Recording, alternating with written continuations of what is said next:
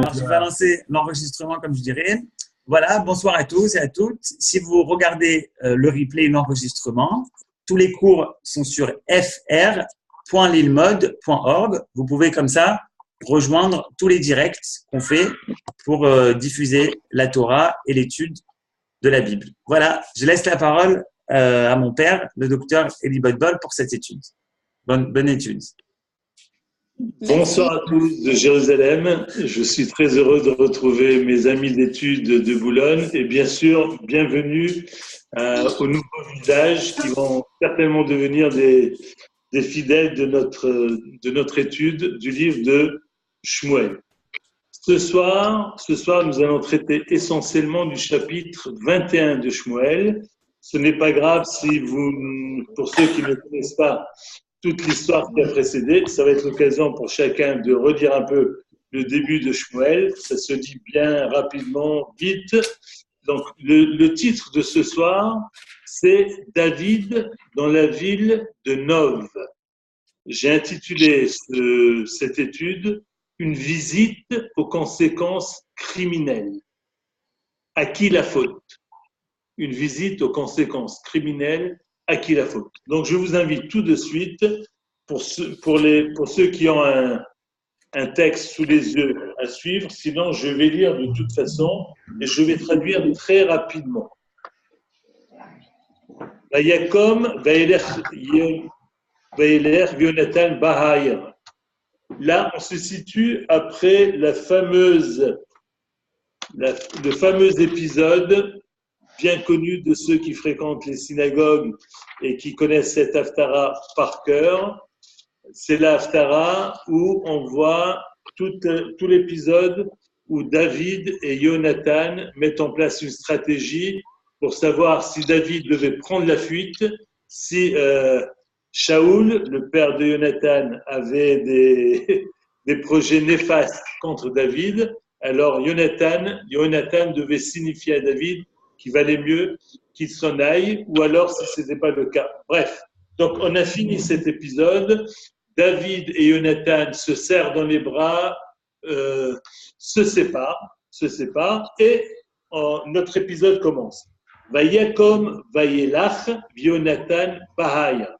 David s'en est allé et Jonathan bahaya est rentré en ville. Autrement dit, et c'est là un point tout à fait important, comment se fait-il que ce chapitre commence par un tel verset? Vayakom vayelach Jonathan bahaya. On aurait pu normalement finir le chapitre précédent par ce verset. Vous êtes d'accord avec moi? C'est la fin d'un épisode. Et après, nous allons entamer un autre épisode. Donc, on aurait dû situer ce verset à la fin du chapitre précédent. On aurait dû dire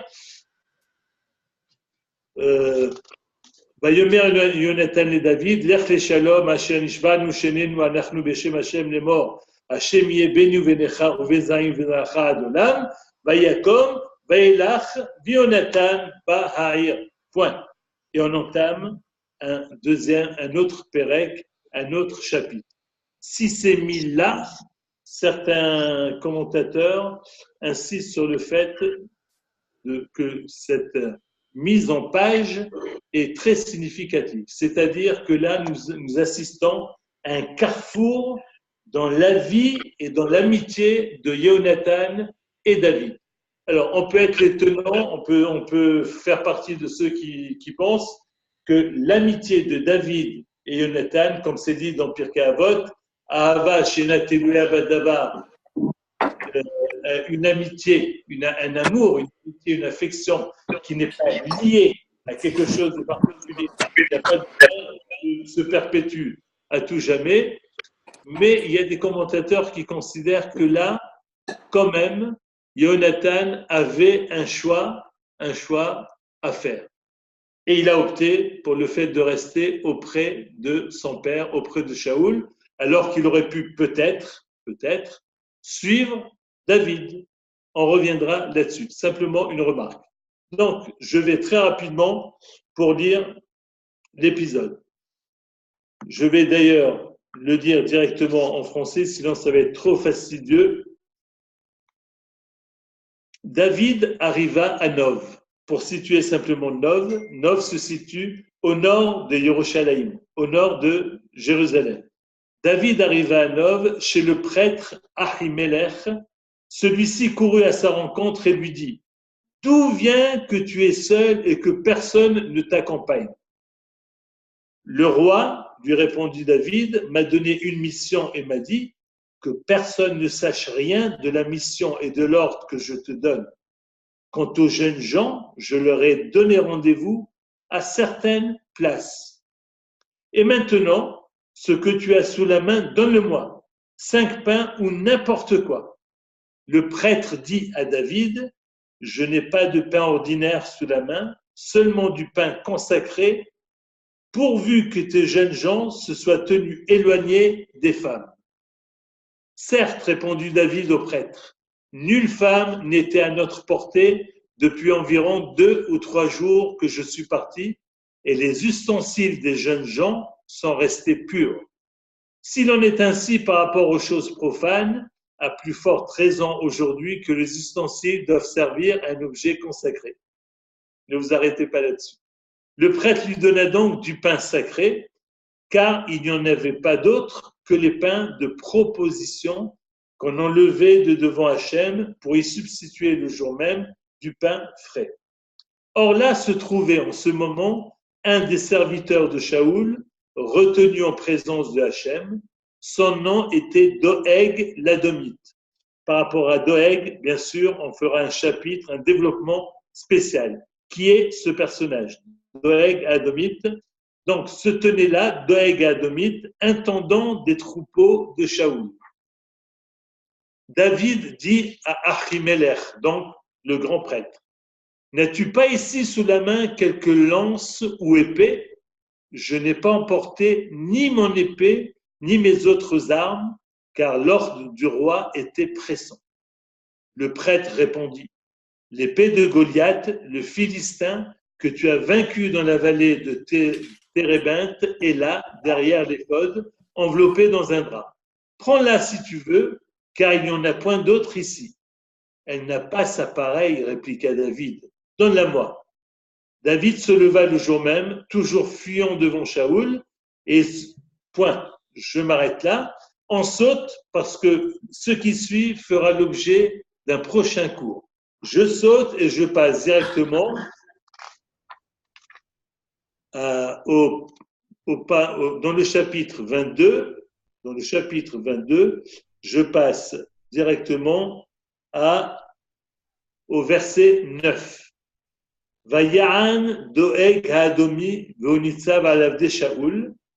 Verset 9. Doeg l'Adomite, donc Doeg qui était à Nov en même temps que David, Doeg l'Adomite qui était préposé aux serviteurs de Shaoul, prit la parole et dit: J'ai vu le fils de Ishaï venir à Nov chez Ahimelech, fils d'Achitouv, qui a consulté pour lui Hachem, lui a donné des provisions, lui a remis aussi le glaive de Goliath, le Philistin.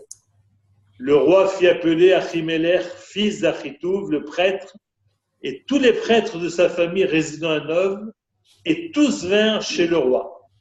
Et Shaoul dit: Écoute, fils d'Achitouv.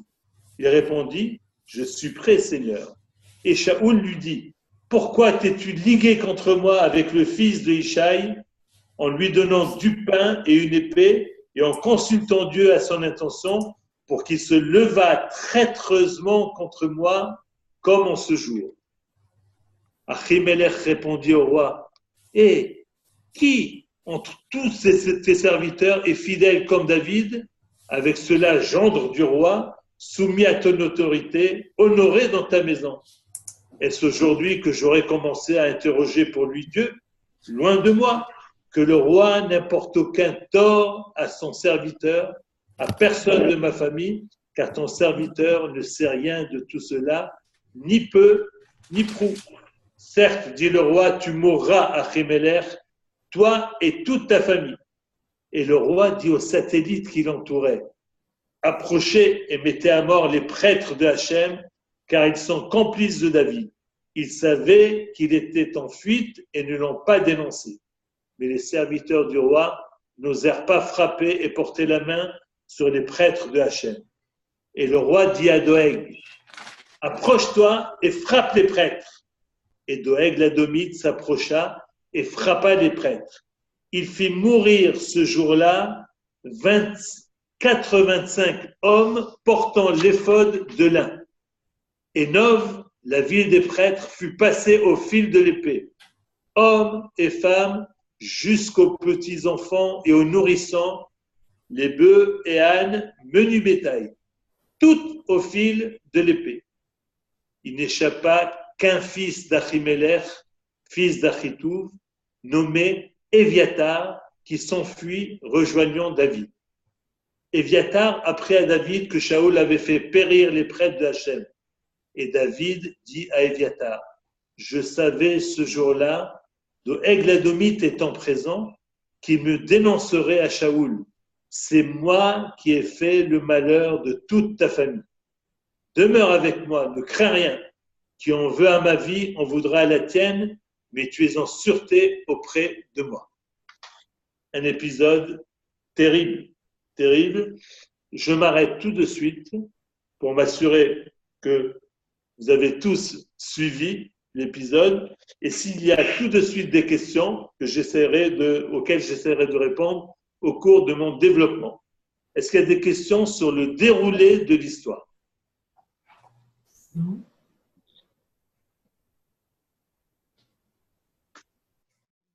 Pas de questions? Bonsoir à Samuel. Bonsoir, je suis là. À tous les. Je crois qu'on marche. Je viens d'arriver, mais je crois qu'on marche. Ceux qui viennent de nous rejoindre. Bonsoir. Alors, pas de questions particulières. C'est un épisode terrible qui sera d'ailleurs repris, on verra ça peut-être tout à l'heure, dans les Teilim par David. Il y a une question que l'on peut évidemment se poser. David se rend à Nov, une ville donc que j'ai située au nord de Yerushalayim, au nord de Jérusalem. On peut s'interroger, pourquoi David va à Nov? Qu'est-ce qu'il peut y trouver? Alors, pour situer un peu la situation à ce moment-là, on avait étudié ensemble le fait que Shiloh qui était la résidence du Mishkan, Shiloh n'est plus. Shiloh n'étant plus, le Mishkan se retrouve à Nov. Le tabernacle se retrouve à Nov, alors qu'il y a une marloquette, qu'il y a une discussion sur le fait de savoir où se trouvait le Aaron à Kodesh.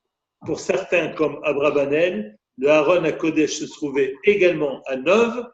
Pour d'autres, il se trouve à Kiryat Yearim, et ce jusqu'à l'accession de David au trône. D'accord? Je situe, déjà ça va nous donner une piste. Qu'est-ce que David est allé faire à Nov? Il faut savoir que cet épisode s'inscrit dans les différentes fuites de David. David maintenant va passer une partie de sa vie à fuir par rapport à Shaoul, qui cherche de façon tout à fait claire. Au départ, de façon insidieuse et indirecte, Shaoul cherchait à éliminer David. Maintenant, c'est une chose tout à fait claire. Shaoul en veut à la vie de David, car il vit David comme un concurrent. Il vit David comme celui qui cherche à prendre sa place, à accéder au trône à sa place, de Shaoul. Et en cela, Shaoul en veut à la vie de David. Que cherche? Est-ce que l'un parmi vous a une réponse? Que va chercher David à Nov? Qu'est-ce que David peut trouver à Nov? S'il cherche des provisions, vous avez bien compris qu'il va demander des provisions, des armes. Franchement, si j'avais besoin de provisions et d'armes, je n'irais pas dans une ville de prêtres. Certains des commentateurs disent que l'ensemble, la totalité des habitants de Nov étaient des Kohanim. Ce n'est pas simplement qu'il y avait tous les Kohanim plus d'autres habitants. Pour certains commentateurs, l'ensemble de la ville était habité complètement par des Kohanim. Ils avaient besoin de provisions et d'armes, c'est certainement pas là que j'irai. Qu'est-ce que David va chercher à Nov? Brachot. Une bénédiction? Ah oui. Une bénédiction qui lui serait donnée par qui? Les Kohanim? Une bénédiction donnée par les Kohanim, d'accord? C'est bien. Donc il cherchait une berkat Kohanim pratiquement, d'accord? On peut retenir cette proposition. Qu'est-ce qu'il y avait de plus à Nov?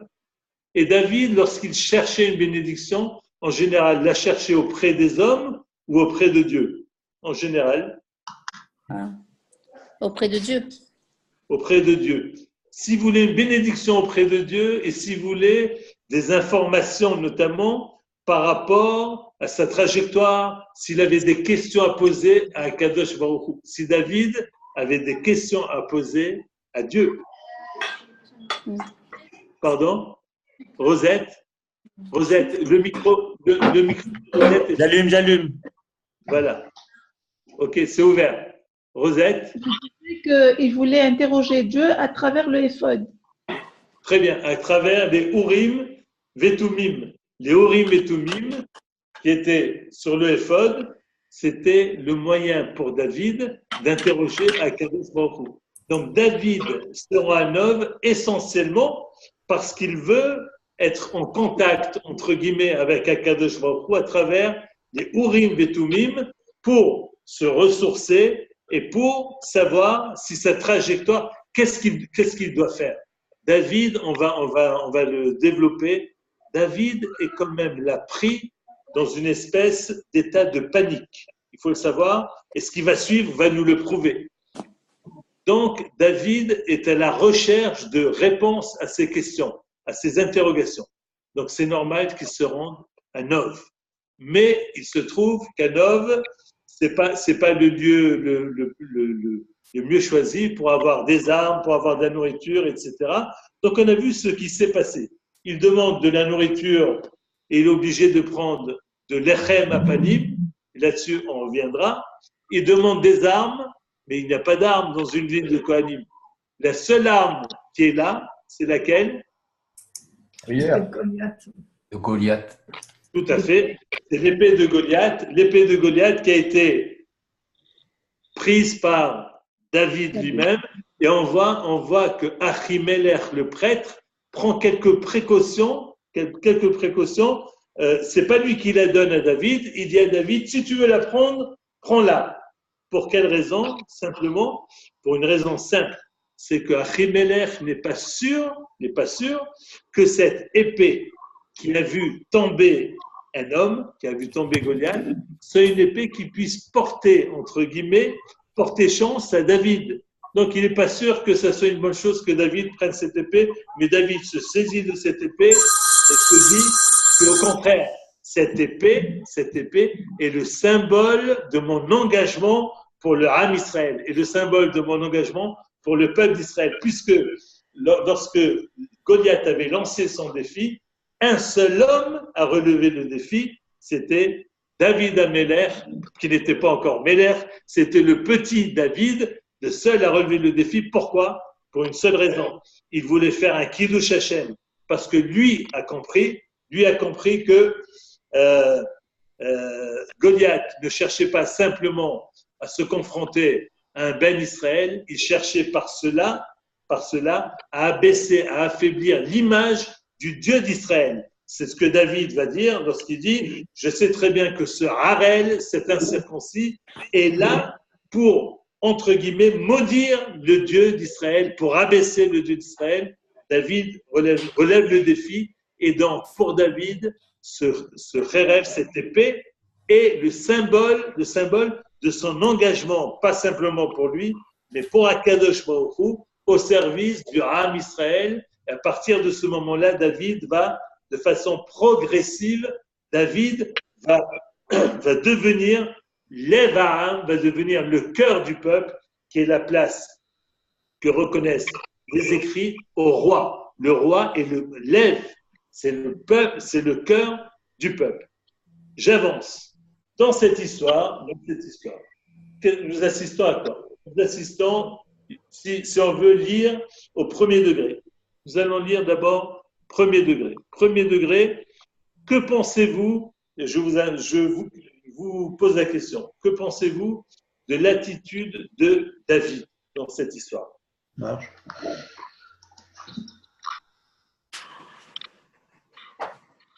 Qu'est-ce qu'il faut penser de l'attitude de David? Est-ce que David, je vais oser, tout ce que je vais dire c'est entre guillemets, parce que je commencerai par dire que le mérite de David nous protège à tous. Mais on va dire premier degré. Premier degré, qu'est-ce que l'on peut penser de l'attitude de David? Peut-on dire un mot à propos de l'arme? Pardon? Oui?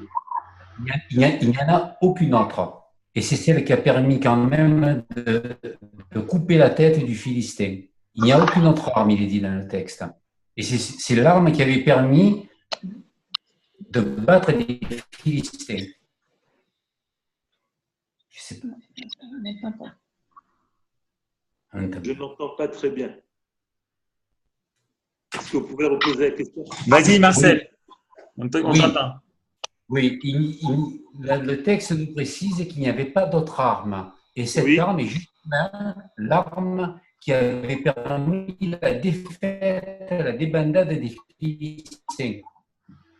Donc, c'est précieux dans le sens de David, c'est un encouragement qu'il peut avoir d'autres victoires, il me semble. Johan, tu as bien entendu la question? Oui, ce qu'il veut dire… Je n'ai pas bien entendu. Alors, désolé, je demande aux gens un petit peu de fermer leur micro parce qu'il y a beaucoup d'écho, donc on ne s'entend pas. Donc, ceux qui peuvent fermer le micro, je demande. Il prend un peu le revers de ce que tu as dit. Toi, tu as dit que finalement, cette épée, c'est un symbole négatif puisqu'elle a appartenu à Goliath. Oui. Mais lui, Marcel, si j'ai bien compris ta question, tu dis que non, en fait, finalement, à elle, cette épée a permis de gagner Goliath puisque finalement, il prend l'épée de Goliath, il va lui trancher la tête. Et que c'est la seule arme qu'on voit dans le texte. Tout à fait. Non, mais tout à fait. Je suis entièrement d'accord avec ça. C'est pour ça que j'ai dit que la précaution était celle d'Achimelech, pas de David. David, il a pris bien sûr l'arme parce qu'il sait que cette arme, au contraire, symbolise son engagement pour le peuple d'Israël. C'est Achimelech, si on regarde bien le texte, Achimelech ne lui donne pas l'arme, il lui dit, il y a cette arme qui est là, si tu veux, prends-la. C'est-à-dire, je ne suis pas sûr que ce soit une bonne option pour toi parce que c'est une arme qui a vu tomber un homme. Alors, est-ce que c'est de bon augure ou de mauvais augure? Je ne sais pas. Mais David, lui, il sait que c'est l'arme qui symbolise son engagement. Je salue notre ami Bernard qui vient d'arriver sur le site. Bonsoir Bernard. Bonsoir. Donc, je reviens à ma question. Bonsoir Hervé aussi. Je reviens à ma question. Que doit-on penser de l'attitude de David? Je vais m'avancer. Évidemment, David, là, n'est pas tout à fait honnête avec Achimelech. Est-ce que vous êtes tous d'accord avec moi? Lorsque Achimelech lui pose la question, mais que viens-tu faire, David? Comment se fait-il que tu sois seul alors que tu es le gendre du roi, que tu es quelqu'un d'important? En général, tu ne voyages pas tout seul, tu as une escorte avec toi. Que répond David? David dit, oulala, je suis là en catimini, je suis là en secret, je suis là envoyé par le roi justement qui m'a demandé de tenir ma mission secrète. Et si tu ne vois personne avec moi, mon escorte n'est pas là parce que j'ai demandé justement à mon escorte de rester de côté pour ne pas la mettre au courant de ma mission. Même mon escorte n'est pas au courant de ma mission. C'est la raison pour laquelle je suis là en catimini, en cachette, mission secrète. David, est-ce qu'il dit la vérité là, lorsqu'il dit ça? N'ayez pas peur, répondez. Est-ce que David dit la vérité? Ah non, bien sûr que non. Évidemment que non. Ça s'appelle un mensonge. Voilà, David ne dit pas la vérité. Et qui est-ce qui est dupe de cette histoire? C'est Achimelech, le prêtre. Achimelech est dupé par David. On comprend bien ça. Alors, avant d'aller plus loin, et ça, je serai amené à le redire souvent, mais je l'ai déjà dit très très souvent, on est obligé, lorsqu'on lit des histoires, des épisodes qui touchent à la mise en place du peuple d'Israël, du Ham d'Israël, c'est-à-dire lorsque l'on parle des Havot, Abraham, Yitzhak, Yaakov, lorsque l'on parle des grands, lorsque l'on parle de la mise en place de la royauté de David, nous devons être conscients du fait que l'histoire est en train de s'écrire à deux mains. Je dirais la main humaine, c'est-à-dire c'est ce qui est visible, c'est ce que l'on voit, et derrière ça, il y a la main de Akadosh Baruch Hu, la main de Dieu qui également est en train d'écrire l'histoire. Ça doit nous amener à ne pas juger de façon beaucoup trop hâtive, même le comportement des humains. Parce que, et ça les Chachamim nous le disent, le Rav Kook insiste là-dessus également, pour dire que plus l'histoire, plus un épisode est important dans l'histoire du Ham Israël, dans l'histoire du peuple d'Israël, plus un épisode est important, plus la main de Akadosh Baruch Hu est présente, et parfois tellement présente que la notion de libre arbitre de l'homme se retrouve occuper une portion très, très, très, très limitée. Je ferme la parenthèse et je reviens quand même au fait que David, là, il a dupé Achimelech. Et on va voir que les conséquences vont être terribles. Alors, par rapport à ce texte, et avant d'aller plus loin, on va présenter un personnage, Achimelech ben Achitouv. D'accord?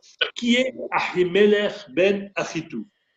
Il s'agit, pour beaucoup de commentateurs, il s'agit du même personnage que nous allons rencontrer un peu plus tard, que le texte va appeler Ahia ben Achitouv. Donc c'est Achimelech, c'est Ahia ben Achitouv, Ahi Ikavod, le frère de Ikavod, ben Pinchas, le fils de Pinchas, et je vous laisse continuer, le fils de Pinchas, Pinchas lui-même le fils de, dans l'histoire de Shmuel, Pinchas c'est un des fils de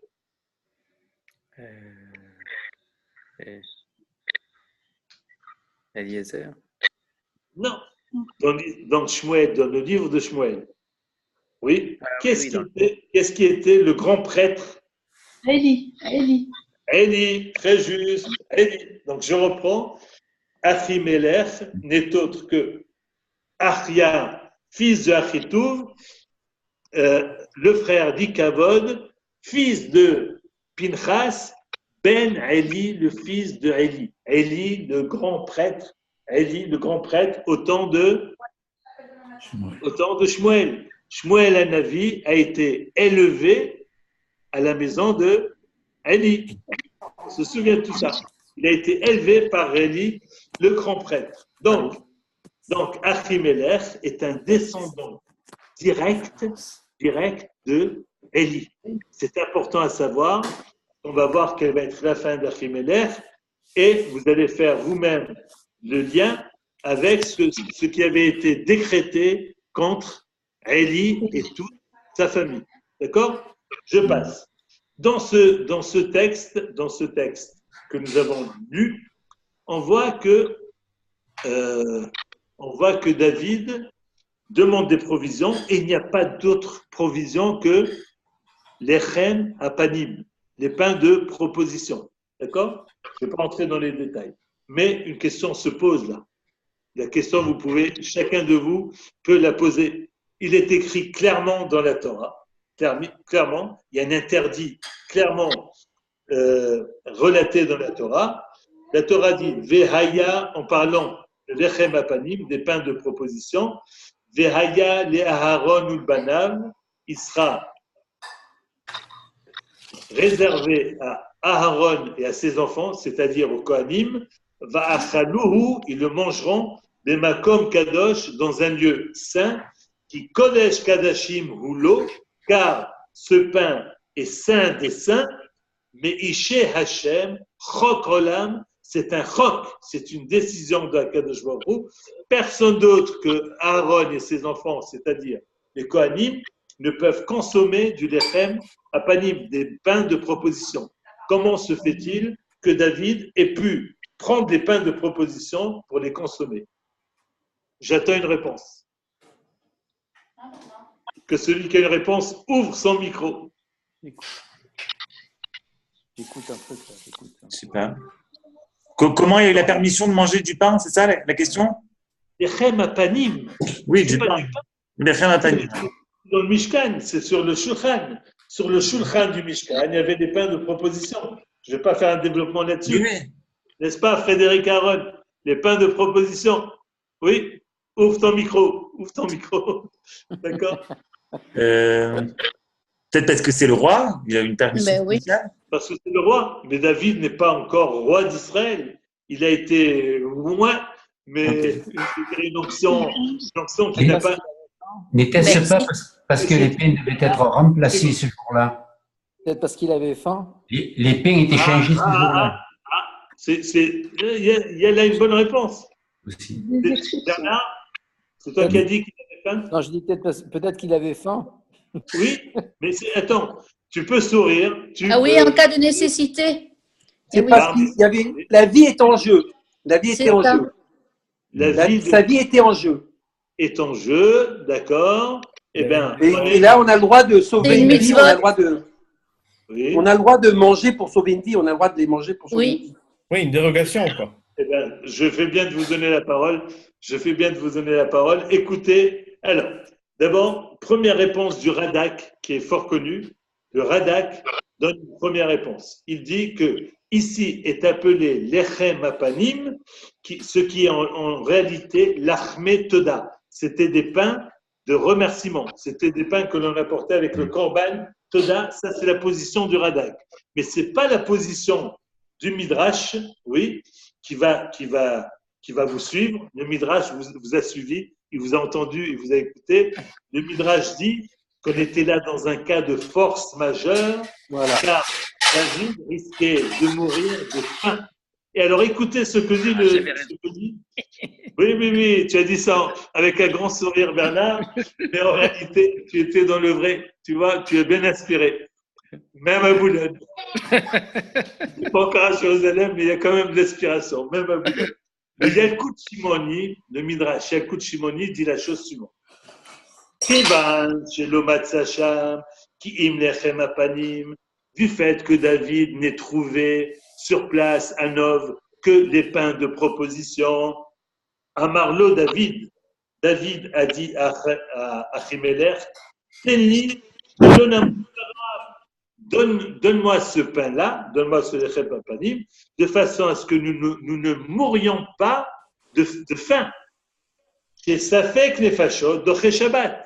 Car lorsqu'il y a risque vital, même le Shabbat est repoussé. Même les interdits du Shabbat sont repoussés. Donc il me faut ce pain. Mais Kama Achal David Beotasha, c'est très intéressant parce que le Midrash continue et pose la question. Mais Kama Achal David Beotasha, combien David a-t-il mangé en ce moment-là? Comme si ça pouvait nous importer. Quelle quantité David a consommé? Très intéressante la réponse du Midrash. Amar Ravuna, Karov le Sheva Sein Achal David le Rev Ono. David a mangé l'équivalent de 7 Sein, c'est-à-dire une quantité très importante, parce qu'il avait véritablement très faim. D'accord? Pourquoi? Chez Ahazo Boulmous, car il a été saisi de Boulmous. Si vous ouvrez un dictionnaire hébreu-français, Boulmous, qu'est-ce que c'est? Vous allez trouver deux termes, et les deux termes, on en a besoin pour comprendre ce qui se passe. Premier terme, c'est fringale. Il a été saisi d'une fringale. David a été saisi d'une fringale. C'est intéressant que le Midrash nous dise ça. Deuxième terme, boulmous, ça veut dire aussi frénésie. Il a été saisi d'une frénésie. Et là, ça mérite de notre part de nous arrêter. Qu'est-ce que le Midrash cherche à nous faire comprendre ici en nous disant que David a été saisi de frénésie? Quel type de frénésie? Alors, Le Rav Amnon Bazak, dont je me sers souvent pour le livre de Shmuel, voit dans Boulmous, je reprends ce que j'ai dit tout à l'heure, l'expression d'une conduite de David qui est induite justement par Boulmous, c'est-à-dire par la frénésie et par un mouvement de panique qui l'amène non seulement à consommer l'echem apanim, ce qui est un interdit de la Torah. Alors bien sûr, il y a une raison, mais c'est quand même un interdit de la Torah. Mais surtout, David est amené à mettre en péril la vie d'Achimelech en faisant ça. D'accord? Il vient à Nov, il met la vie d'Achimelech en jeu, en péril, pour que David se conduise comme ça. C'est que David est quelque part saisi de frénésie, il est saisi d'un mouvement de panique. C'est la lecture du Rav Amnon Bazak et de certains commentateurs. David, là, je dirais, mais on reviendra là-dessus, fait preuve d'une certaine légèreté, d'une certaine insouciance. Et je reviens à ce que j'ai dit tout à l'heure, n'oubliez pas, l'histoire s'écrit à deux mains, kaviachol, entre guillemets, la main des humains et la main de Akadosh Baruch Hu, qui en même temps, ce sont des comptes qui vont se régler à travers également cet événement. D'accord? Je passe.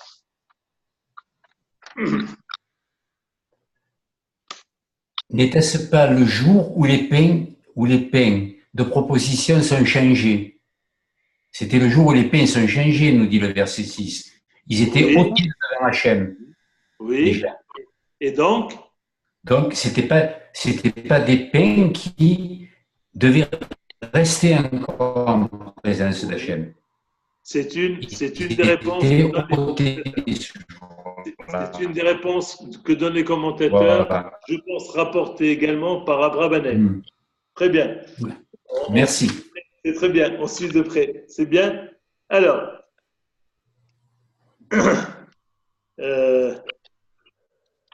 je passe. Je pose maintenant. On a vu les conséquences de tout ça. Qu'est-ce qui peut me résumer la conséquence de tout ça?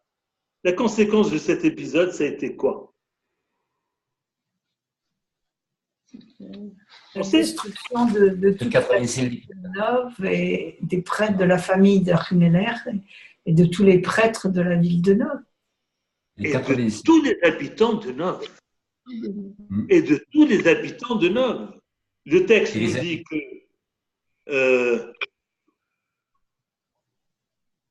texte nous dit que Doeg Adomi a lui-même, avec son épée, a tué combien de Kohanim? Combien? Retenez le chiffre. 85. 85 Kohanim de l'épée, de sa propre épée. Doeg Adomi. D'accord? Alors que les serviteurs du roi n'avaient pas osé toucher aux Kohanim. Lorsque Shaoul a demandé à ses serviteurs de tuer les Kohanim, aucun des serviteurs n'a accepté, parce qu'ils se rendaient compte de ce que cela pouvait signifier, de tuer les prêtres de Akadosh Baruch Hu. En touchant aux prêtres de Akadosh Baruch Hu, c'est pratiquement, on touche aux représentants, entre guillemets, de Akadosh Baruch Hu sur terre, ceux chez qui on vient chercher, comme vous l'avez dit tout à l'heure, on vient chercher la bénédiction, le beracha, ceux que l'on vient consulter, qui siftaient Kohen, car il faut savoir, il faut revenir toujours là-dessus, les Kohanim étaient également responsables de quoi?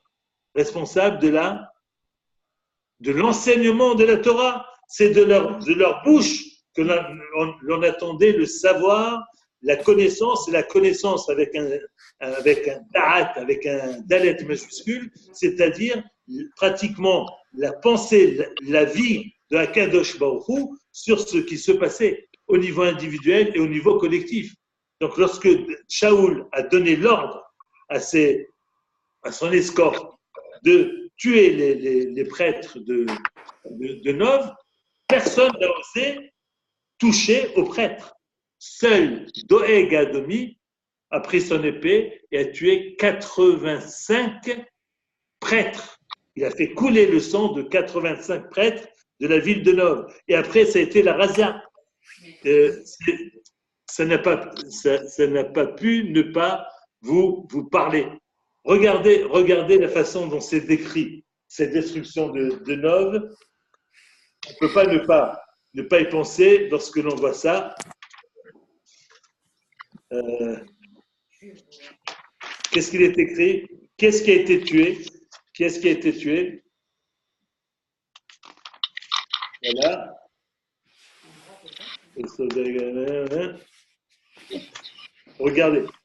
Regardez cette formule et dites-moi ce que ça nous rappelle, cette formule.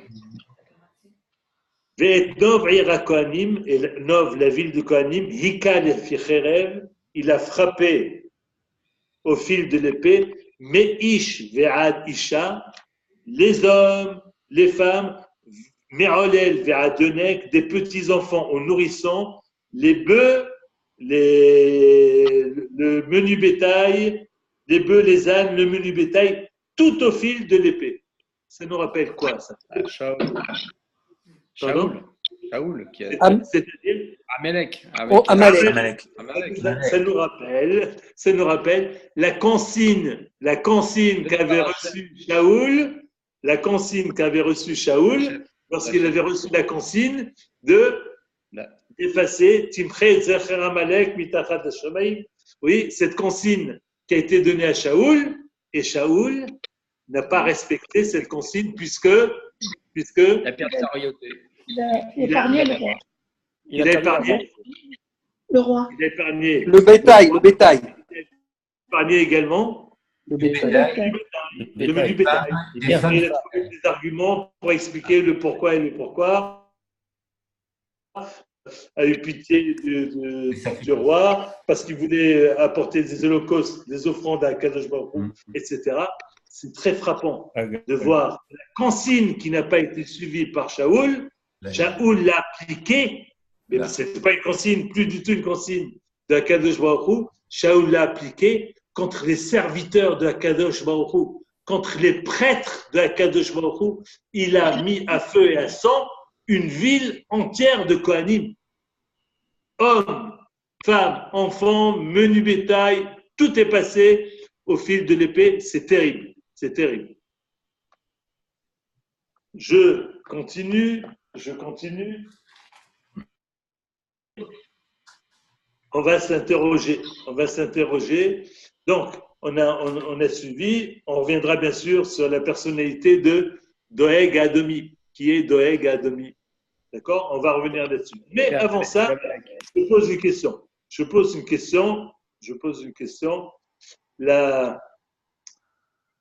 À qui la faute?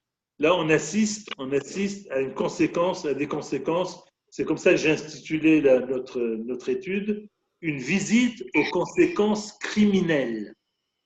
À qui la faute?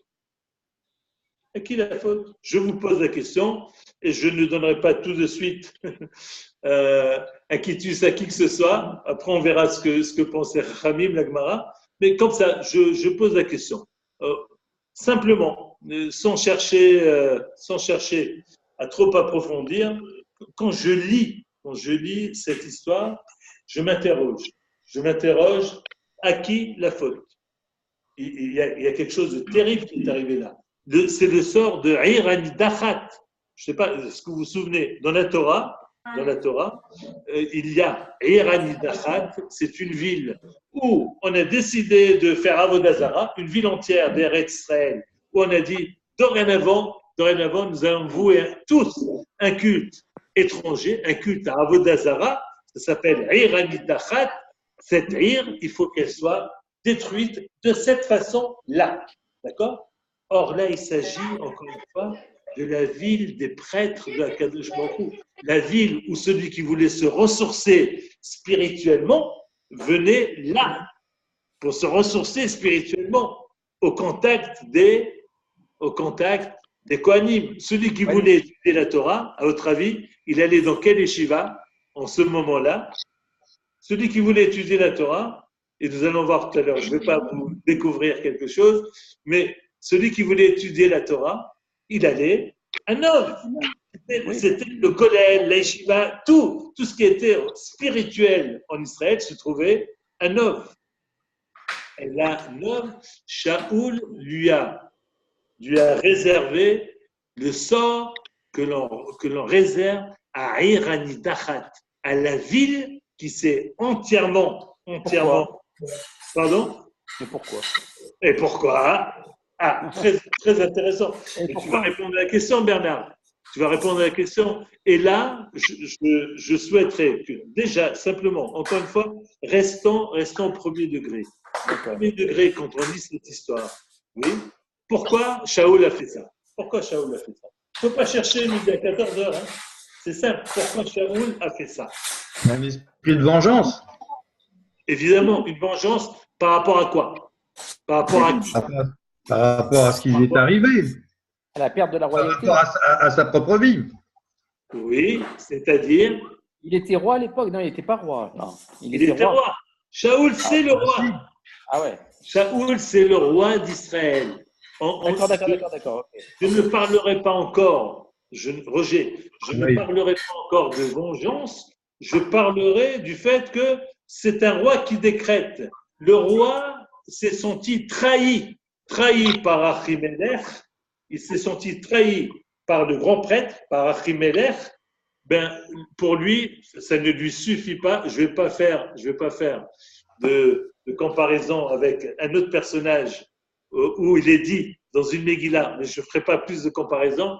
Dans une Megillah, quelqu'un qui voulait toucher un juif, qui avait un compte à régler avec un juif, il a dit: je ne vais pas régler mon compte simplement avec un juif, je vais régler mon compte avec l'ensemble de juifs et l'ensemble de ses frères. C'est dans Esther. À qui je faisais référence. Je ferme la parenthèse et donc je reviens. Shaoul considère que Achimelech est un traître. Un traître. Pourquoi un traître? Parce qu'il a donné refuge, provision et armes à qui? À son ennemi juré, à celui que Shaoul pressent comme étant celui qui va absolument prendre sa place. Tout simplement, au niveau humain, au niveau de la psychologie humaine, c'est clair. C'est un roi qui sent que son trône est en danger. Celui qui met son trône en danger est clairement identifié. C'est David, oui. Donc, tout celui qui va prêter main forte à David, évidemment qu'il faut qu'il soit puni. Il est condamné à mort parce qu'il est traître. C'est un traître. Élie, tu n'es pas obligé de faire un massacre. Pardon? Tu n'es pas obligé pour autant de massacrer les Kohanim. C'est pour ça Il y a une autre étape. Oui, c'est pour ça que je dis qu'il est allé beaucoup plus loin, même si on considérait que Shaoul a tout à fait cru que Achimelech était un traître.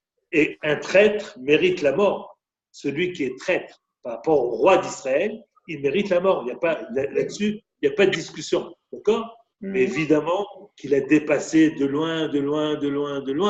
Achimelech, d'accord, mais toute sa famille, l'ensemble des Kohanim, l'ensemble de la ville, c'est trop. D'accord? Mais je reviens à un point.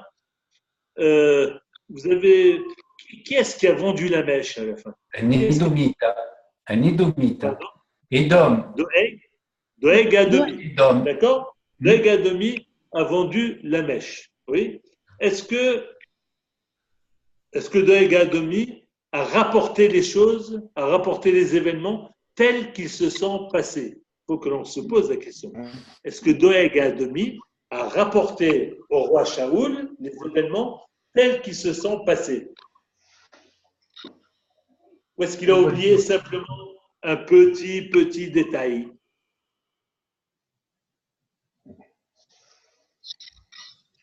Alors, est-ce que vous voulez que l'on ces versets-là? On va relire ces versets-là, s'il vous plaît. On va relire ces versets-là et vous allez voir. Est-ce qu'il a oublié un détail? Vayan, Doeg Adomi, qui était préposé au serviteur de Shaoul, prit la parole et dit, écoutez bien la façon dont il va narrer: j'ai vu le fils de Ishaï venir à Nov chez Achimelech, fils d'Achitou. Donc, et David Achimelech a consulté pour lui Hachem, avec les Horim, les Tumim, d'accord, lui a donné des provisions, lui a remis aussi le glaive de Goliath, le Philistin. Ça, c'est la façon dont Doeg. Oui, Là, pardon. c'est pas lui qui l'a remis, en fait, c'est ça. Le petit détail. Quel C'est est pas Achimelech qui a remis C'est David qui l'a pris. l'épée, c'est David qui l'a prise. D'accord, c'est tout. C'est Il tout. ne nous a pas dit qu'il a consulté, il nous a pas dit qu'il a consulté Hachem. Oui, mais on peut imaginer en effet qu'il est venu pour consulter Hachem, d'accord? Mais chose essentielle, je vois que vous êtes très, très indulgents. Des provisions. Les provisions, bien sûr qu'il les a prises. Il a pris les provisions, d'accord? Mais ce qui est occulté dans la narration de Doeg, c'est l'essentiel. Qu'est-ce qui est occulté? C'est que Doeg, qui a assisté à ça, qui était dans les coulisses et qui a assisté à ça, il a simplement omis de dire, mais omis volontairement. On va voir que David, dans les Télim, il traite Doeg de tous les noms. Il a omis volontairement de quoi? De dire que Achimelech a été dupé par David. Achimelech ne savait absolument pas que David profite par rapport au roi, etc., etc. Il a dit qu'il était en mission secrète pour le roi. Donc, Achimelech s'est senti était en devoir d'aider un homme qui était en mission secrète pour le roi d'Israël. Comprenez ça? Doeg a mis de façon volontaire à complètement occulter l'essentiel de l'histoire. Non, je termine le cours. D'où la main vengeresse de Shaoul. Évidemment, imaginez, si Doeg avait relaté la chose de la façon suivante, en disant mon roi, je dois dire que j'étais là, j'ai vu le fils de Ishaï, d'une façon péjorative de traiter David, on ne le nomme même pas par son prénom, on dit, le fils de Ishaï, d'accord? J'ai vu le fils de Ishaï qui était un homme, et j'ai vu qu'il a raconté n'importe quoi à Achimelech. Il a dit à Achimelech qu'il était en mission secrète pour toi, et donc Achimelech s'est senti le devoir de l'aider, de lui donner des provisions. Shaoul n'aurait certainement pas réagi de la sorte. Il aurait peut-être dit à Achimelech, c'est pas bien que tu n'aies pas pris plus de précautions parce que c'est un scélérat, ce David, etc. Les choses se seraient arrêtées là. Mais il y a eu ce massacre a eu lieu. Pourquoi? Parce que Doeg Adomi a volontairement occulté l'essentiel du scénario que nous avons lu, que Achimelech était dupe de toute l'histoire. Pour Achimelech, David était là en mission secrète au service du roi. Retenons, sinon on ne comprend rien. Élie, le roi aurait peut-être aussi pu se poser des questions avant de massacrer 85 Kohanim. Oui. Quand on est roi et quand on a été nommé par Hachem à Kadosh Baruch Hu, la première réaction c'est de dire qu'est-ce qui s'est passé? Tu ne peux pas dire je vais me venger sans avoir écouté les parties, le roi et le juge. Roger, tu es entièrement d'accord, mais la réponse tu vas la trouver toi-même dans ce que j'ai dit tout à l'heure. Il faut entrer dans la psychologie de Shaoul. Shaoul n'est plus tout à fait. On a étudié, on a beaucoup parlé de Shaoul. Il y en a même qui se sont des apprentis psychiatres, qui après ont écrit des mémoires là-dessus pour dire que Shaoul avait une maladie psychiatrique, une psychose maniaco-dépressive. D'accord? C'était un maniaco-dépressif. D'accord? Une psychose maniaco-dépressive. Nous, on n'est pas psychiatre, donc on ne fera certainement pas. On ne va pas passer un tableau clinique de Shaoul pour dire qu'il était maniaco-dépressif. On sait très bien qu'il était habité très souvent par, comme on dit le texte, Ruach Ra, par un mauvais esprit. Un mauvais esprit, c'est-à-dire qu'il n'était plus maître de ce qu'il faisait et il se laissait complètement emporter par le fait de vouloir s'agripper au pouvoir. Shaoul ne pouvait pas entendre, n'était pas prêt à entendre l'idée que peut-être quelqu'un pouvait lui succéder et que quelqu'un qui lui succéderait ne serait pas son fils. Shaoul était complètement fermé à ça. Pardon ? Pourtant, Samuel l'avait prévenu que la royauté lui échappait. Entièrement d'accord, Anne, voilà. Entièrement d'accord. Donc il croit que c'est comme s'il se disait que le moment était venu d'être destitué et il devient fou, quoi.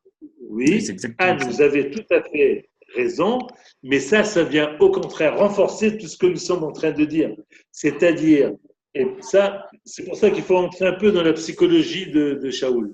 Dans sa psychologie, que le pouvoir peut rendre fou.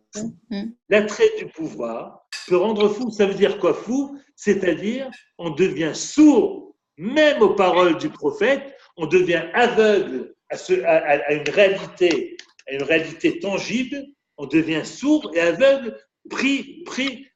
C'est une des raisons pour lesquelles les Chachamim dans Pirkei Avot ont dit, parmi les choses chez Motzi'im et Adam Mina Olam, qui font sortir l'homme du monde, c'est-à-dire qui le mettent en dehors d'une réalité cohérente, d'une cohérence, en réalité, en dehors de la réalité telle qu'elle est, c'est-à-dire de ce qui est sensible, de ce que l'on voit, de ce que l'on entend, qui mettent l'homme en dehors de ça, c'est le kavod, la recherche du pouvoir, la recherche des honneurs. Et alors, un roi qui est fixé à son trône, et lui demander de quitter ce trône, s'agissant de Shaoul, il n'en était pas question. Et Shaoul ne va jamais accepter le fait de passer la main, le fait de passer le relais. C'est très intéressant, tout ce que vous dites là. Le passage 13. Ça nous fait rentrer dans la psychologie d'un homme qui n'est plus capable d'entendre, qui n'est plus capable de voir, même lorsque il s'agit d'un prophète qui lui parle, c'est-à-dire un vecteur de la parole de Dieu. Un vecteur de la parole de Dieu n'est plus entendu, n'est plus vu par Shaoul, qui est aveuglé par le fait qu'il soit fixé et qu'il s'accroche à son pouvoir, alors que les choses auraient pu certainement, au niveau humain, auraient pu se passer différemment. Et maintenant, je reviens à ma question. Le Passouk 13 vous donne entièrement raison. Pourquoi avez-vous conspiré contre moi? Oui. Il va entièrement dans votre sens. Oui. Verset 13. Yomer elav Shaoul, lama keshartem alay ata uvenishai, betitecha lo lechem vechevre veshaol. Pourquoi vous avez, tout à fait, pourquoi vous avez comploté contre moi? C'est-à-dire qu'il voit du complot partout, et tout celui qui ne marche pas droit, il considère que nous sommes ici dans quelque chose, encore une fois, on ne va pas jouer au psychiatre, mais nous sommes dans quelque chose d'ordre interprétatif, où le moindre geste, la moindre parole va être interprétée de façon persécutive. Oui, ils se sont en danger, ils sont sur la défensive, et tout geste, tout mot, toute parole qui ne va pas dans son sens va être immédiatement interprété. On est en train de fomenter un complot contre moi. Vous êtes en train de comploter contre moi. C'est une paranoïa, quoi, en fait. Pardon, Bernard ? Une véritable paranoïa. Une véritable paranoïa. Je voulais pas rentrer dans la psychiatrie. Parce qu'en tant que psychiatre, je n'aurais pas devenir c'est pas mon patient. Shaoul n'est pas mon patient. Alors. Et un jour, quand on abordera la mort de Shaoul, on sera amené à dire beaucoup de bien de Shaoul. Il faut faire très attention. Il ne s'agit pas d'un homme qui est entièrement noir. Oui, mais dans les faits qui arrivent là, c'est une paranoïa. Ils sont persécutés. Oui, c'est quelque chose de cet ordre. Voilà. Donc il ne raisonne plus. Il est plus du tout en état de raisonner. Tout à fait. Tout à fait. Si on remet les choses un peu. Oui. Si on remet un peu les choses à l'heure, il y a quand même Doeg Haïdomi qui occulte de dire ça. Et finalement, j'imagine qu'à cette époque, ça devait être aussi un ennemi. Les Edomim, c'était pas forcément des amis de Shaoul, non? Ah, très intéressant. Sauf que Doeg Adomi n'est absolument pas un ennemi, c'était simplement un habitant de Édom. Il a habité à Édom à un moment donné, Garbe Édom, c'est pour ça qu'il s'appelait Doeg Adomi. Mais Johan, je réserve un développement spécial sur Doeg Adomi, d'accord? Okay. On va, mais peut-être pas ce soir, mais on va. Doeg Adomi, c'est une page. C'est une page parce que il faut savoir qui c'est, qu'est-ce qu'il est venu faire là. Je vous pose une question. Qu'est-ce qu'il, on va pas beaucoup s'arrêter là-dessus. Mais Johan, puisque prenez, quand le texte nous annonce que Doeg Adomi était là, était à Nov, qu'est-ce qu'il nous dit le texte? Trouvez-moi le verset, s'il vous plaît. Pardon. Qui était intendant des bergers. Intendant des bergers. C'est le verset, quel numéro? Voilà. Verset 8. Verset 8.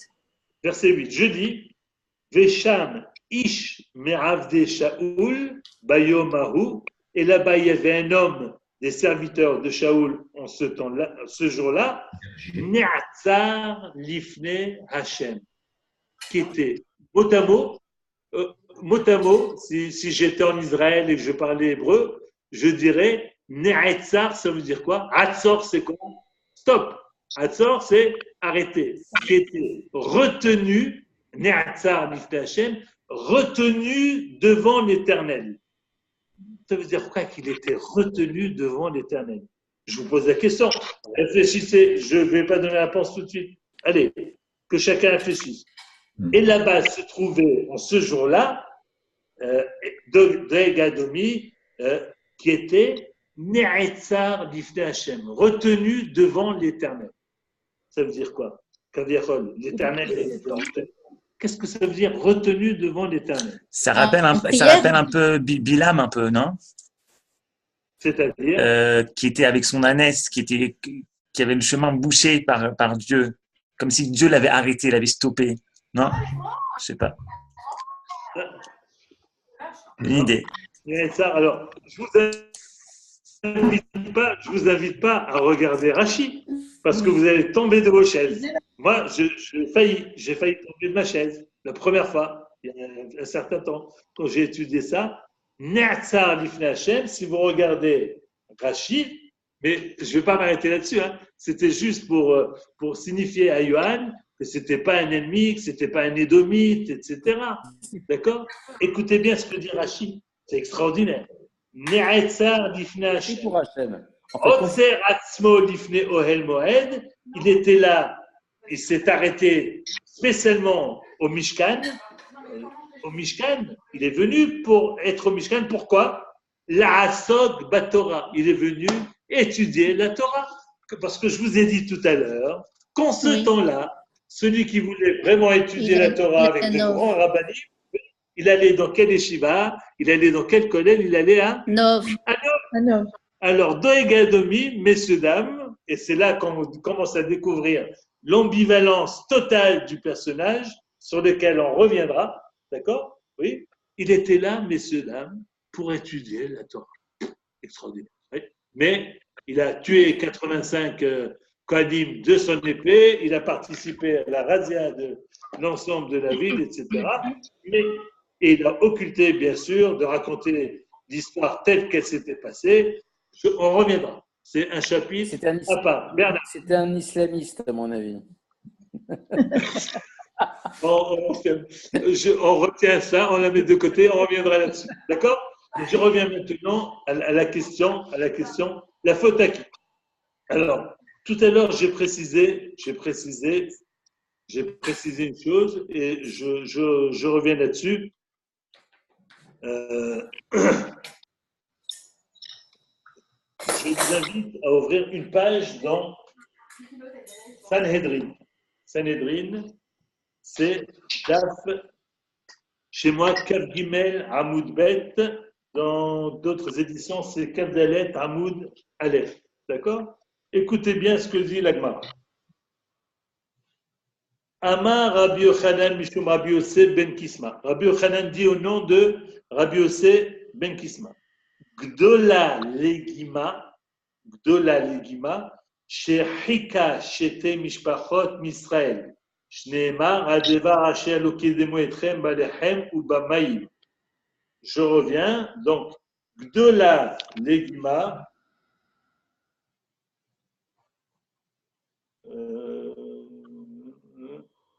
alors, je traduis, Gdola Legima est important le fait de donner de la nourriture à quelqu'un, donner de la nourriture, offrir de la nourriture à quelqu'un, c'est important, oui, car nous voyons dans l'histoire relatée dans la Torah et dans les Nevi'im, dans le Tanakh, on voit Shehika Shete Mishpachot Misraël, car elle a exclu, elle a mis à distance deux familles d'Israël. Après, on va développer. Elle a mis à distance.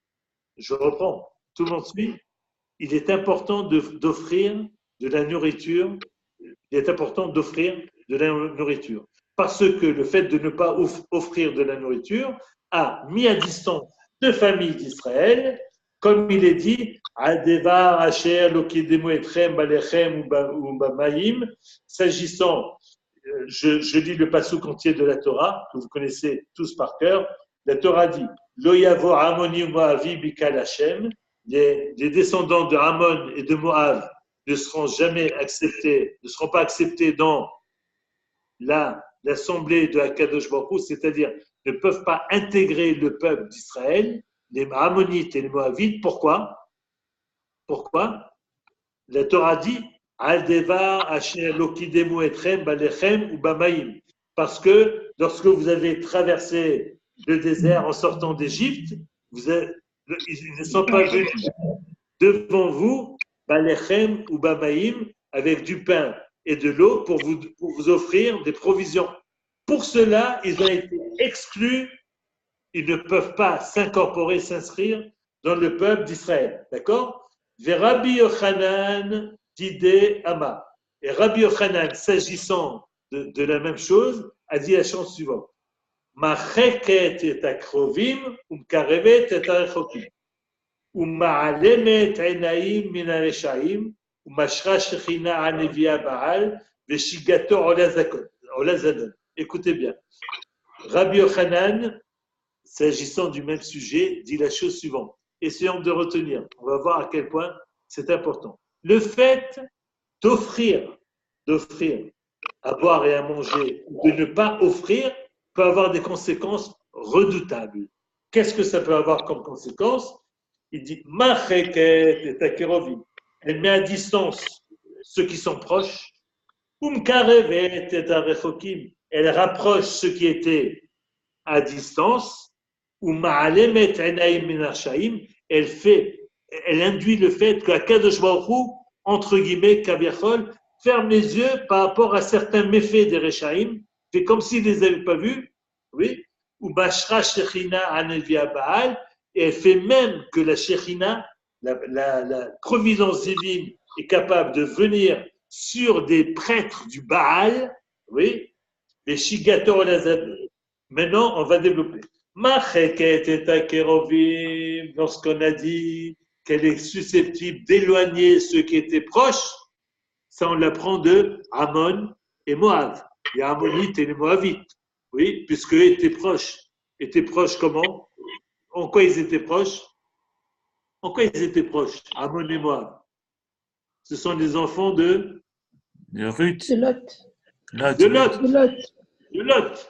Ammon et Moab, les enfants de Lot. Par Lot, on était cousins.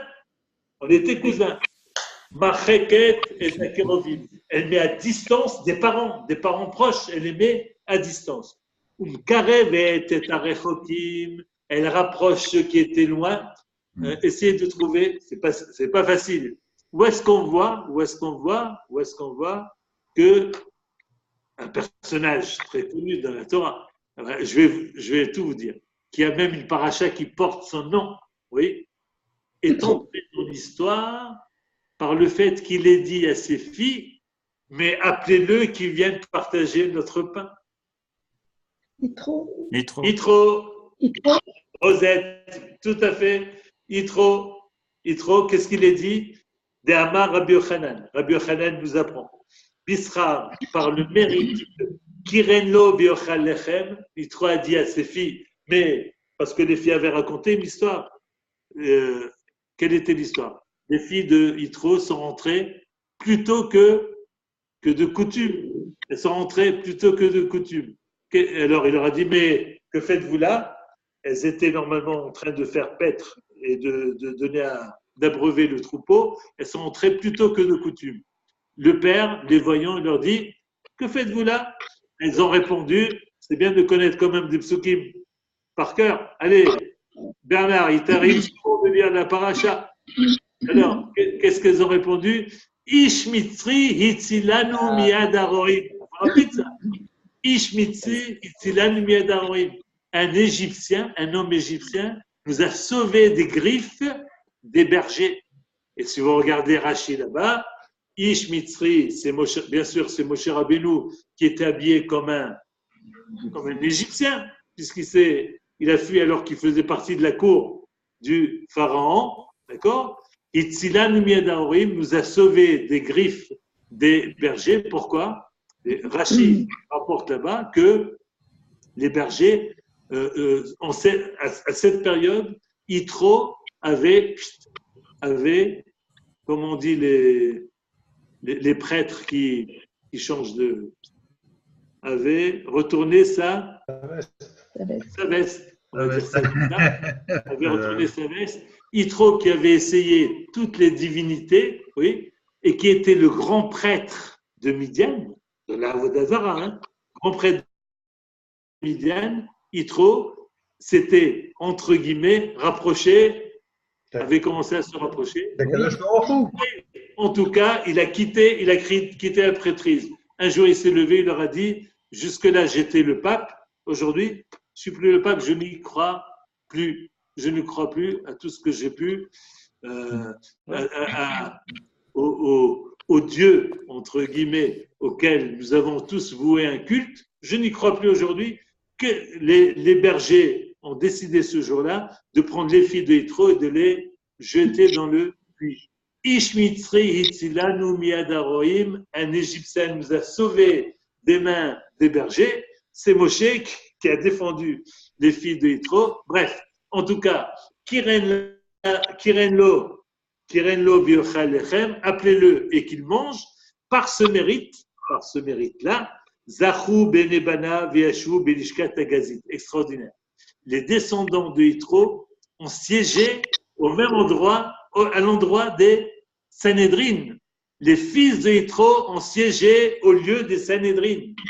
Du fait que, c'est-à-dire que ça a été le début d'une chaîne. Appelez-le pour qu'il partage le pain avec nous. Et ça a été, après il a pris la fille de Yitro. Après Yitro est venu rejoindre les Israël dans le Midbar. Après ceci, cela. Et ses enfants, ses descendants se retrouvent au lieu des Sanhédrin. Extraordinaire. Alors, on continue. Chez Neymar, etc. Moutivatam. Alors,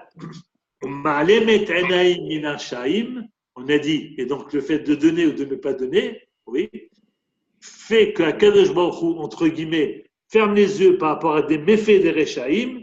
On apprend ça, Micha. Et ça, nous l'avions étudié ensemble. Rappelez-vous de ce passage extraordinaire de la Gemara qui dit que dans le ciel, vous vous souvenez de ça? Ouais. Tout ça avec moi. Dans le ciel, il y avait deux fumées qui se confondaient. Les fumées des offrandes de Shiloh, c'est-à-dire du Mishkan, et les fumées des offrandes de la maison de Micha, de Avodah Zarah. Oui, ça se confondait dans le ciel. Oui, parce que le Shiloh et le Beth Micha, la maison de Micha, étaient à une très courte distance. Dans le ciel, ça se confondait. Et la Gemara nous dit que les Malachim ont dit à Kadosh Baruch Hu, on va aller détruire Micha. Kadosh Baruch Hu lui a dit non. Ne touche pas. Pour l'instant, on ne touche pas. Pourquoi? Vous vous souvenez de ça? Ouais. Parce que il faisait il offrait l'hospitalité. Extraordinaire. Bravo Hervé. Parce que la Gemara dit, Akash Baruch Hu a dit, non. Micha, quand même, c'est vrai que c'est Avodah Zara. Mais Micha, il a cette capacité d'accueil. Et vous vous souvenez que j'avais fait un développement là-dessus parce que c'est une leçon pour chacun de nous. Pour chacun de nous, pour toutes les institutions, c'est très important. Il y a des lieux institutionnels comme ça dans le judaïsme, oui, où on ne fait peut-être pas très attention à l'accueil. On n'accueille pas les gens comme il faudrait, etc. Il y a d'autres lieux qui se situent à côté du judaïsme ou même plus éloignés du judaïsme, oui. On a une vraie capacité d'accueil. Et Akadosh Baruch Hu dit, ces gens-là, ils ont une capacité d'accueil. On peut pas les dire. On peut pas. Mais ça mérite un développement. C'est pas le sujet. On en a largement déjà parlé. C'était pour ouvrir une parenthèse. Et là, on va arriver à notre sujet. C'est la raison pour laquelle j'ai ouvert cette Gemara. Alors,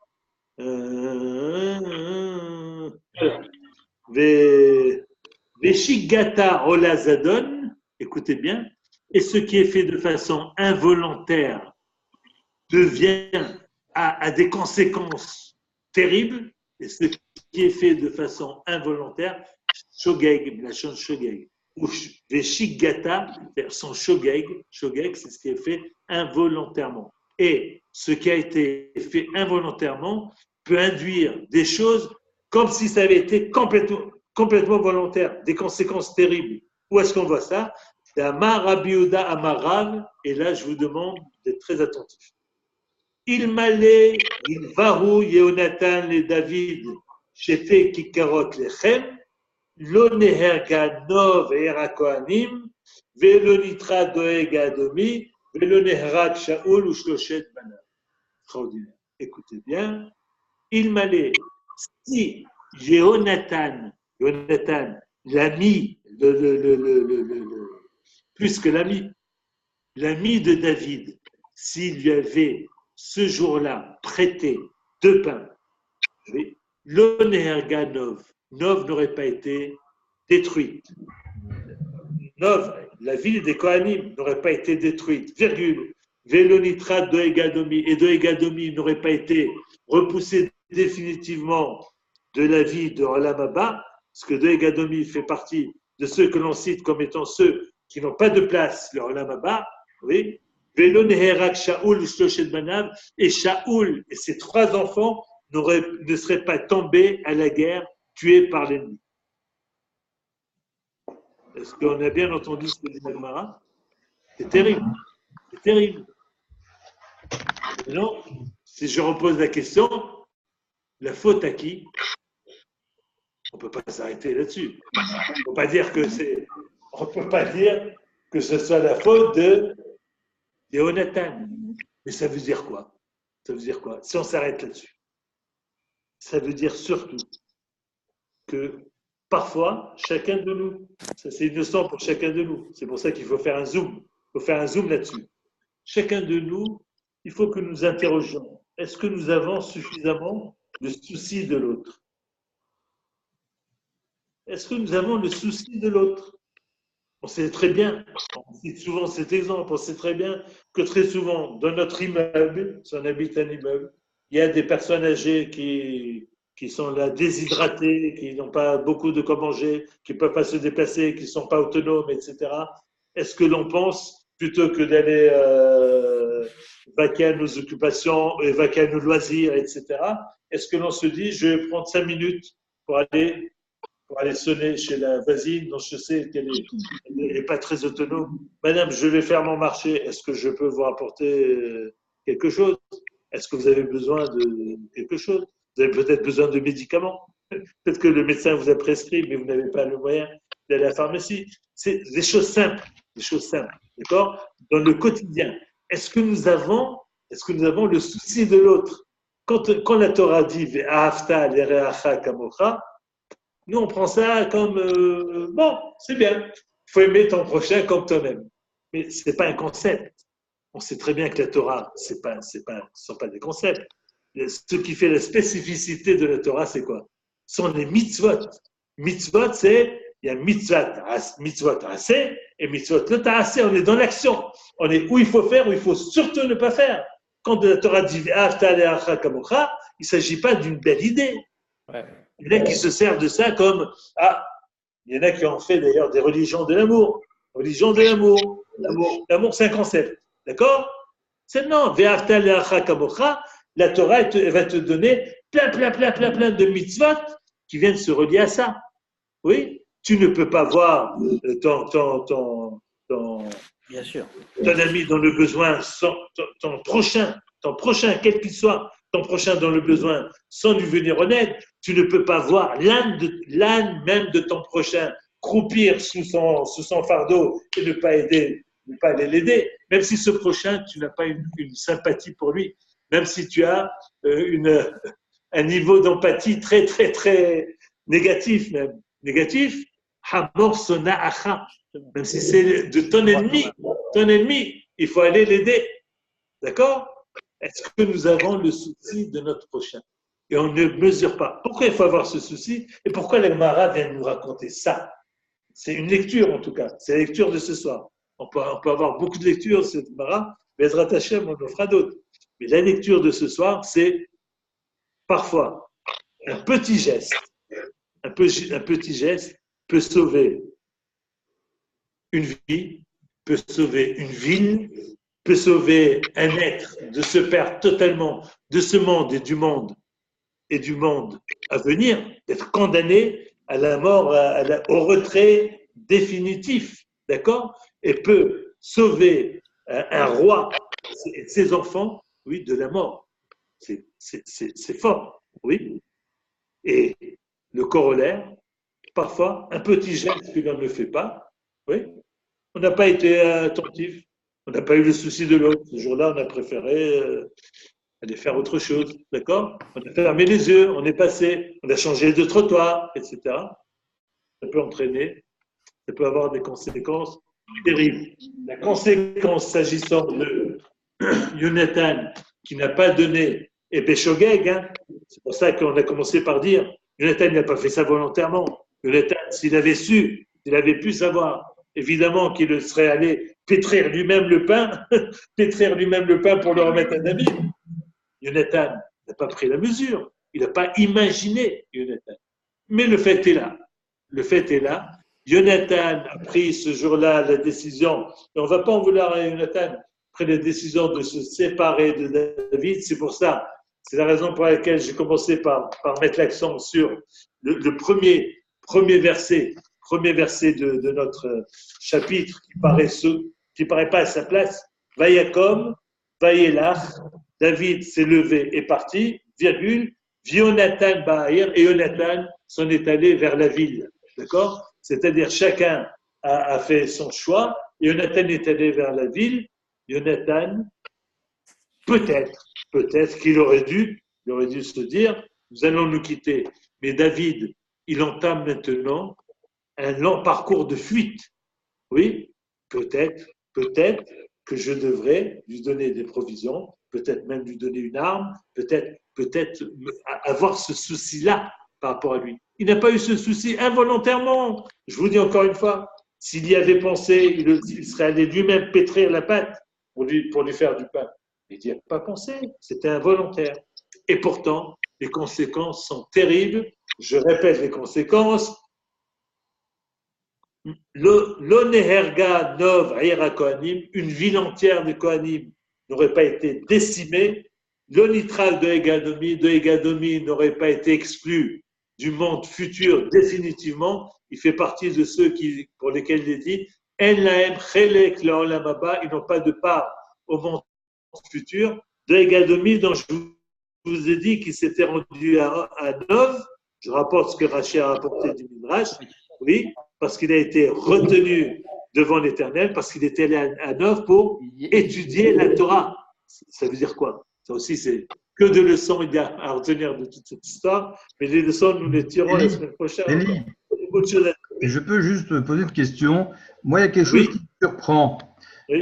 Tout cet événement-là a abouti quand même à la destruction de Kohanim. On n'est pas en train de parler d'un peuple qu'on ne connaissait pas, on est en train de parler des Kohanim. comment se fait-il qu'Hachem a laissé quelque part sacrifier un monde de Kohanim par la simple folie, entre guillemets, du roi de Shaoul? Y a-t-il pas une autre problématique dont on n'a pas parlé? Très juste, Roger, très juste, évidemment. Alors, est-ce que, Roger, maintenant, comme un juif, hein, je réponds à une question par une autre question. Je te pose la question. Oui. Est-ce que c'est par hasard que j'ai situé Achimelech dans la lignée? Qui est Achimelech? Qu'est-ce que j'ai dit? Achimelech, c'est qui? Descendant d'Élie. C'est le descendant de Élie, le prophète. Élie. Qu'est-ce qui a été dit? Qu'est-ce qui a été dit à Élie? On n'a pas oublié. Il a été maudit. Élie a été, on va dire, il y a eu un décret rapporté par Shmuel au nom de Akadosh Baruch Hu. Il a fauté. Vous vous rappelez de ce verset-là, de cette phrase? Vechol marbid betecha yamutu anashim. Il lui a dit, mon ami, Vechol marbid betecha yamutu anashim. Et tous les hommes de ta famille, aujourd'hui, les prochains, etc., yamutu anashim. Tous les adultes mourront. D'accord? Ils seront tous décimés. Aujourd'hui se réalise le décret de Akadosh Baruch Hu. C'est la raison pour laquelle j'ai insisté. Oui. Toute l'histoire, tout le Tanakh, mais au-delà du Tanakh, j'irai beaucoup plus loin, notre quotidien, il faut le lire au moins à deux niveaux. Notre histoire, l'histoire du peuple d'Israël, l'histoire de l'humanité, notre histoire individuelle s'écrit entre guillemets, kaviachol, à deux mains. Notre main, en tant qu'être libre, qui avons un libre arbitre et qui écrivons, c'est pour ça qu'à aucun moment nous pouvons nous dédouaner en disant oui, mais il y a Akadosh Baruch Hu qui écrit également. Non, Akadosh Baruch Hu il écrit, et c'est l'affaire Anistarot Hashem Elokeinu. Ça, c'est la partie de Akadosh Baruch Hu. Nous n'avons pas à tenir compte de ça pour nous dédouaner. Nous sommes responsables de nos actes, d'accord? Nous écrivons, chacun de nous écrit son histoire. Mais ne pas oublier que derrière, il y a une autre main qui écrit notre histoire et l'histoire. D'accord? Et en aucun cas, et c'est pour ça que c'est pas toujours facile à comprendre, très, très vite on se lève, oui, mais le libre arbitre. Non, il faut arriver à comprendre ça. D'accord? C'est la grandeur, c'est la profondeur du judaïsme. Que les choses s'écrivent au moins à deux mains, oui, et quand même, et j'insiste, c'est pas parce que notre histoire s'écrit à deux mains qu'il faut, faire l'économie de notre responsabilité. Nous restons complètement responsables de nos actes, et Doeg Adomi, on ne va pas lui dire, mon ami, on va te remettre une médaille parce que tu as mis en pratique le décret de Akadosh Baruch Hu. Pourquoi? Parce qu'on a un principe que nous connaissons tous. Zakin la Adam alédé Zakai, vechavin la Adam alédé Chayav. Akadosh Baruch Hu se sert des instruments négatifs pour punir et des instruments positifs pour récompenser. C'est tout à fait important, se souvenir de ça. C'est capital. D'accord? Donc, rien ne se fait par hasard. Ce n'est pas par hasard que c'est Doeg Adomi qui a été l'initiateur et l'inducteur de tout ce qui vient de se passer, parce qu'il était responsable et coupable, et pour autant, Akadosh Baruch Hu est en train de réaliser son plan. Mais ça ne dédouane aucun des acteurs de sa responsabilité. Voilà, c'est encore une question, je suis prêt à écouter. Sinon, nous sommes arrivés au terme de notre étude. Bravo. Baruch Hashem, je suis très heureux de vous avoir.